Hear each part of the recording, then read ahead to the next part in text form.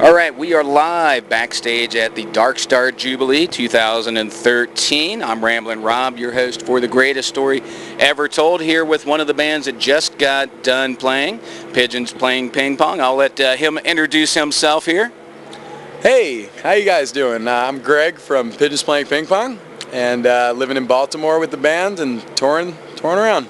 That's cool. Greg, you guys come from Baltimore, and how many members of the band aren't here? Just you right now. How many people are in the band altogether? Well, I'm actually the only important member in the band. There's 3 other guys. We have 2 guitarists, myself included, a bassist and a drummer. There's Ben on bass, Jeremy on guitar, and Dan on drums. He also has like an electronic drum pad for samples and things like that. Gotcha. Now, I guess we'll just get this question out of the way real quick. How in the heck did you guys come up with the name Pigeons Playing Ping Pong? That's funny. We never get that question. Right. Never.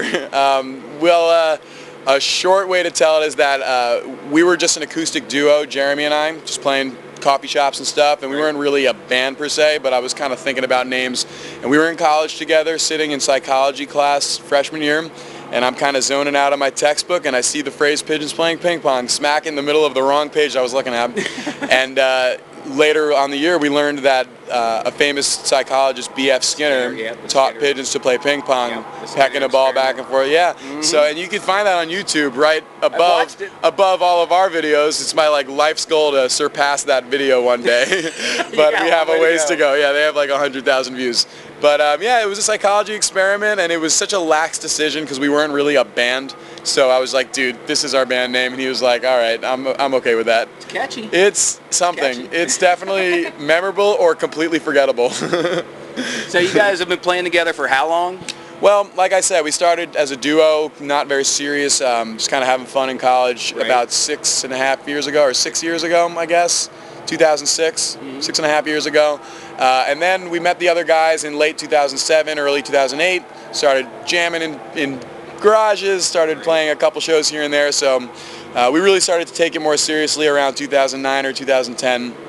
So around, 3 to 6 years, however you want to look at it. We've been touring hard for the past 2 years. Since we graduated in 2010, we've been full-time musicians.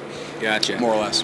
So I heard your set today, and I kind of would describe it as kind of a little, techno, funky, kind of a weird kind of mix. How would you describe your sound in your own words? Well, we do like to be eclectic. However, if I had to boil it down, I would call it high-energy psychedelic funk. Good. However, of course, we can then, dip into like an island feel or a rock feel, but we're always jamming live and improvising, but generally we'll build from like a chill psychedelic jam and slowly build to a more like unsy, dancey, dance party vibe. So we've been going with high energy psychedelic funk for now, but I mean, 3 years ago it was fun, funky jazz rock. So we'll see what it is 3 years from now. Right. You never know how these things evolve. I mean, look at any band. I mean, really, they evolve over time. The Dead was playing blues and folk, right? For the first couple exactly. Years. So how would you say? You guys probably listen to a lot of music. Who would you say your musical influences and lyrical influences are? As a band, because we come from many different backgrounds individually. Right. I mean, we all have really different influences as individuals, but as a band, I could say it's primarily Fish, the Talking Heads, Lotus, and the Motet. It's kind of a mesh of jam, like stage presence infused, like kitschy type Talking Head stuff, electronic jams like Lotus, not too electronic, but unsy. And then the Motet, I don't know if you know, is from Colorado. They're like an incredible Afrobeat funk band. So look them up. They're awesome. The Motet is great. They have probably my favorite bassist besides our bassist. But yeah, those are like the big 4. But then I was in musical theater as a kid and grew up on classic rock, whereas our drummer listened to bands like 311 and a lot of hip hop, and our guitarist had that Talking Heads Fish influence, and our bassist has all sorts of influence as well. But yeah, I'd say I was just talking to Mike Hornsby from the Rumpkees, kind of the sound guy from Rumpkees, and he said you guys kind of work-ish, sound a little bit like the Works. So I'm like, I don't know, man. I think they kind of sound more like more fishish than the Works. Fishy. Yeah, fishy. Fishish. That gets confusing. So, like I said, I saw you guys set. You guys put on a really good set. You had a lot of people dancing. What'd you like? What do you think of the Jubilee so far?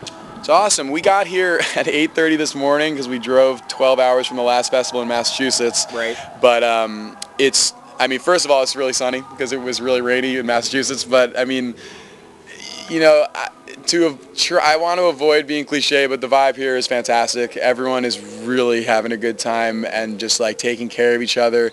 I love coming to venues and like it's Sunday, so it's been the whole weekend, but it's like almost spotless. Everyone's taking care of the land. Right. Everyone seems to be in like good health and good spirits, and you know, being responsible and having a great time. So the Jubilee is nothing but, you know, a mix of like great family vibes and then that dead family vibe, where you could feel comfortable in your own skin. And the energy on stage today was awesome. I mean, for day sets, sometimes they're like hit or miss, depending on people want to get into it.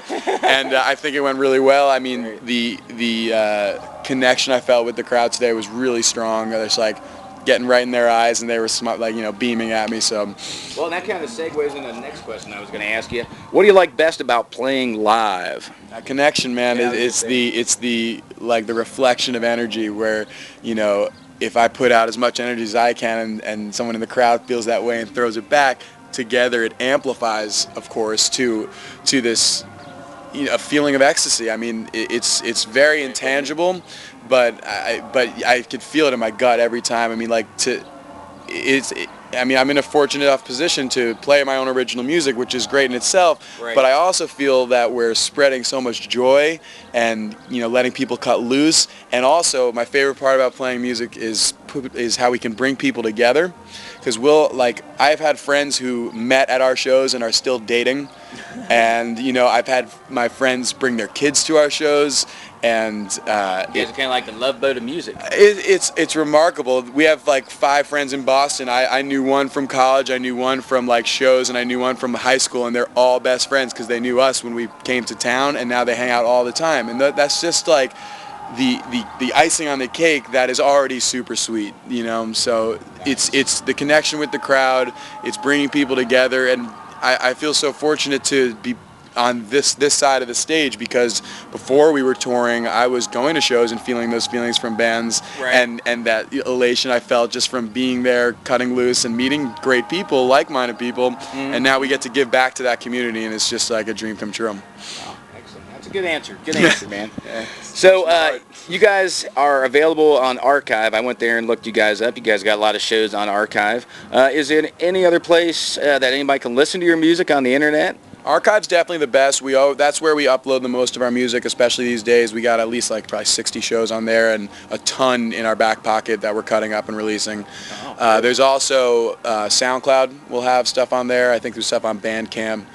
Just kind of your generic, you know, if you know where to find music online, you can find it. Yeah. Right. But primarily archive.org is definitely a one-stop shop for a ton of shows. And then of course there's like YouTube, and we have our first album was in 2010. It was called Funk EP, and that's on iTunes, which is great. I mean, I think it's great, especially as a band that jams. Your music evolves so much in 3 years, so that album is great. It has a lot of funk, and it's totally our style, but now we have this new sound that we're playing, so which is awesome. We're actually in the studio right now, hopefully by I can't say when, but we're doing our best to tour relentlessly and make a great studio album.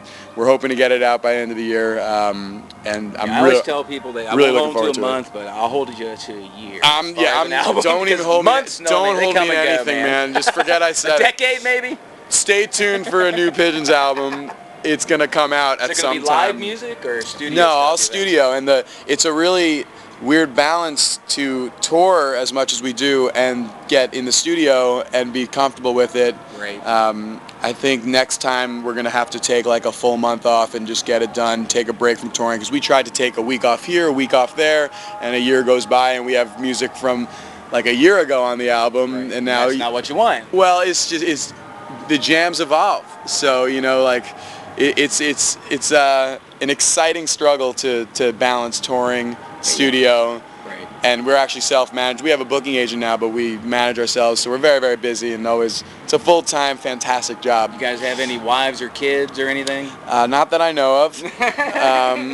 But Good answer. yeah, that's again, and that's I can't say a small sacrifice. It's a sacrifice that we do at this point. We're young. We're 24, 25 years old, Right. but the girlfriends and the friends at home and the comfort of hanging out and the financial security is something we sacrifice to spread joy throughout the country and travel and see different places and meet new people. So it's totally worth it, but it is a sacrifice. And no, I don't have a wife yet, but I probably will at some point. When you get done touring the U.S. Well, I don't know when that's going to happen, but Well, you if never I find a really cool artist who can travel with us and make our posters, yeah, that'll be fine. Or something. She has to have some sort of job in the band. Graphic right? designer, merch manager would be great if she's cool too. She's also a booking agent on the side. Yeah. So there's some place to get your music. You guys have any big plans for 2013? You going any places that you're getting excited about? Oh man, yeah. I mean, everywhere I go, I'm excited because we just got back from Colorado for the first time. Being from Baltimore, that was incredibly exciting. Oh yeah. 3 weeks out there, on the way, hanging there, and on the way back, it was almost like a vacation, just like snowboarding for 2 days and playing 6 shows in Colorado, and then playing on the way back and on the way there. But the rest of the summer, we're just slammed with festivals up and down the East Coast and in the Midwest. Really, really excited for all those, like Camp Barefoot and Mantra Bash and the Big What, and just the list goes on. I think we're doing like 18 festivals or something like that. And after that, we're probably going to end up close to like 200 shows this year. So it really just never stops, as far as what I'm looking forward to. But this year we're looking to develop the Midwest and the Northeast. We've been hitting that a lot. We'll be in Boston soon again, and New Hampshire and Vermont, and we go down to North Carolina and Maryland and Virginia and West Virginia and Colorado and St. Louis, and just trying to take it one state at a time, one show at a time, one friend at a time. So. And that's one of the reasons why I wanted to talk to you is, we've been going to festivals for years, across the Midwest, and all of a sudden we started seeing your name pop up a lot, like all over the place. And I'm like, who are these guys? They're kind of like bears without pants. Like, who are these guys? That's a weird name, man. I got to check them out. We used to call, when we booked ourselves the first 4 years, we used to call venues and say, hey, we're Pigeons playing ping pong. Can we talk to someone? They're like, hold on, let me get you with special events. We're like, no, booking. We're a band. We're not actually Pigeons playing ping pong. Yeah. B.F. Skinner is not endorsing this. That's funny. So we've only got a couple more questions. I know you guys are anxious to enjoy the Dark Star Jubilee, as I have been the last couple of days. It's been really, the weather and the people have been fabulous up here. What would you say your best musical memory is? Well, that's a very good question. I could boil it down a little bit. I mean, I used to do musical theater, so if I'm thinking about in my life, there were a couple shows where, you sing a song, get a big cheer, and that's like, get used to performing and getting comfortable with the stage, which helped me so much. I wasn't planning on being in a band at all, but I've been on stage since I was 5 years old every year of my life, and that really helped. But last summer, we played a small it was awesome. We did a late night festival in Pennsylvania called a Bears Picnic. Awesome festival. Yeah, I know that. We played right after Railroad Earth for 2 hours at midnight, left the festival, or slept there, woke up, drove to a small festival in Maryland, and played a set, but John Further. Oh, Johnny. Johnny K, the founder of, or one of the founders of Dark Star, was there, and we know him, and he sat in with us and played Help on the Way, Slipknot into like Sand by Fish, back into Help on the Way, or Slip. We played like 40 minutes with John K live at a festival. Is that on archive? It is on YouTube. YouTube? And it is easily one of my favorite memories. I was just like playing, just like, don't give me the stink eye, John. Don't give me the stink eye. Like, please don't notice that I'm even here. This is so incredible. Because I, saw Dark Star, before we were touring so much. So that was just like incredibly surreal. So we came from the late night. We came and jammed with John K. And then that night we headlined in D.C. So that was just like a great couple hours. It was like an awesome 24 hours. And jamming with John was just like, incredibly surreal, and I felt so fortunate. And he is just the most humble, nice guy. So is his wife. She's just incredible. So I got to say, jamming with John Kay is probably one of my favorite moments. Well, I have to definitely look that one up on YouTube and check it out. I might even play some of it in the future. You never know, man. You never know if you have 40 minutes to kill. I got 3 hours, man. There you go. I've got no time limits on my show. I played 37-minute Love Lights before. I'm not particular. Ping pong. There you go. So we got one more question, and then we'll let you get on your merry way here. What would you say your favorite Grateful Dead song is? Oh, good question. That's a really good question. I actually do really like Help on the Way Slip. I love Terrapin Station. I'd probably have to go with that. But I mean, I love the Dead. So I mean, I like Eyes of the World, and I really like When the Music Never Stopped. That song has special meaning to me. I remember one day it was just perfect day, and that song was the soundtrack in my head, and it just fit them. Yeah, it was just, there were mosquitoes on the river. But yeah, I mean, that's a tough one. I mean, that's like, what's your favorite food, you know, if you're a foodie. Or what's your favorite beer? I can never figure that out. So I'll just drink all the IPAs available and listen to all the Dead. Last night from New Orleans Suspects, the last question was, what's your favorite restaurant in New Orleans? Like, you can't just limit us to one, man. We gotta have 3 or 4. That's not fair. That's not fair. But yeah, I mean, the Dead, you can't miss, really. Right. Yeah. I mean, I love them all. So, well, I'm gonna let you go, man. I do appreciate. I ran a little over, but I do appreciate you stopping by, Greg. Looking forward to a lot of new stuff coming from you guys. Pigeons playing ping pong, man. Thanks. Hey, absolutely. Thanks, Rob. Thank you so much. Appreciate it, man. Thanks a lot. Absolutely.